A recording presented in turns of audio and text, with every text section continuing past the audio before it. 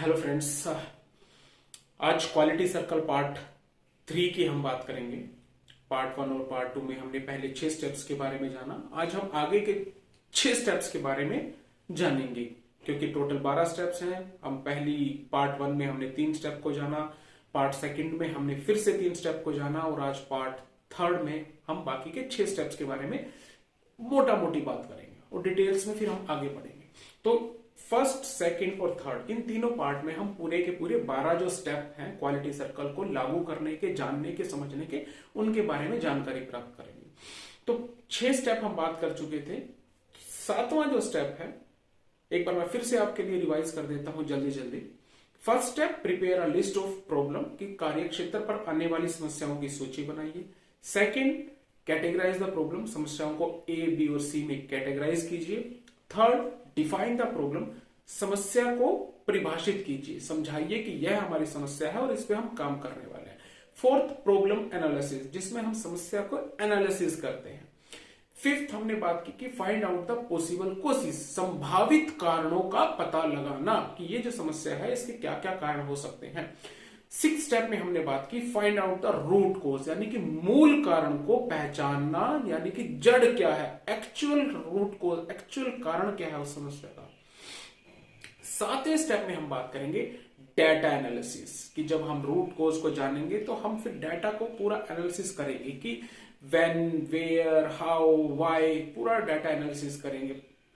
Data analysis करने के बाद 7वें स्टेप में हम, जैसे कि हमने यहां पे कंफ्यूज नहीं होना, 4th स्टेप में हम प्रॉब्लम एनालिसिस कर रहे हैं, समस्या के बारे में जानकारी ले रहे हैं। और यहां पर 7th स्टेप में हम बात करें डेटा एनालिसिस, यानी कि उस समस्या से संबंधित जितना भी जो डाटा है उसको इकट्ठा करना है और उसके बारे में जानकारी प्राप्त करनी है। 8th स्टेप में हम बात करेंगे डेवलपिंग सॉल्यूशन, कि हमें समस्या पता लग गई, हमें उसका रूट कॉज पता लग गया, हमने आंकड़ों के बारे में जानकारी ले ली, तो अब उसके ऊपर क्या समाधान है, हम समाधान विकसित करेंगे 8th स्टेप में।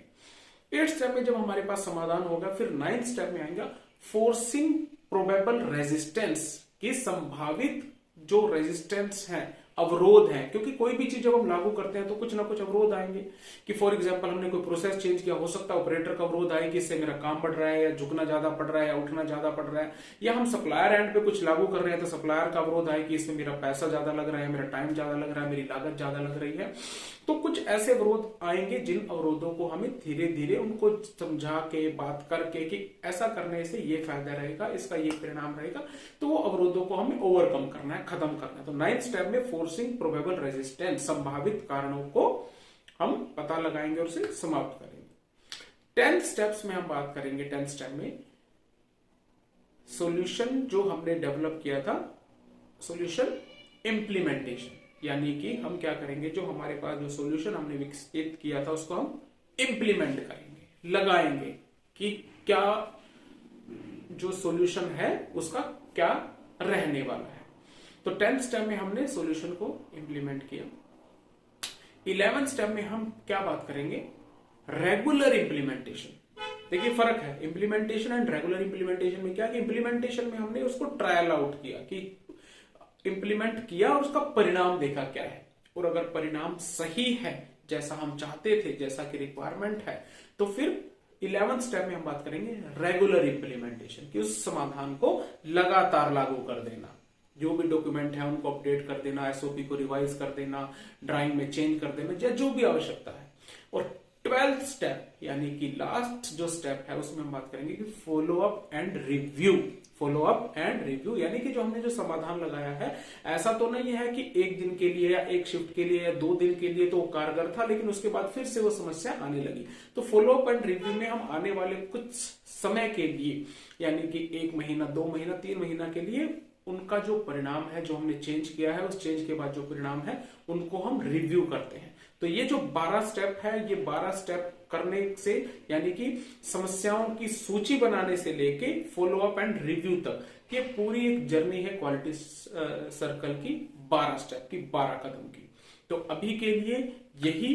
अब भी आप इन 12 स्टेप्स के बारे में थोड़ा सा रिवाइज कीजिए, लिख के दीजिए, देखिए, याद कीजिए, और आगे आने वाली जो वीडियोस हैं हम बाकी और टूल्स एंड टेक्निक्स के बारे में बात करेंगे, और मैं आपको असाइनमेंट दूंगा जो कि मैंने शेयर भी किया था आप लोगों को। अभी के लिए जय हिंद।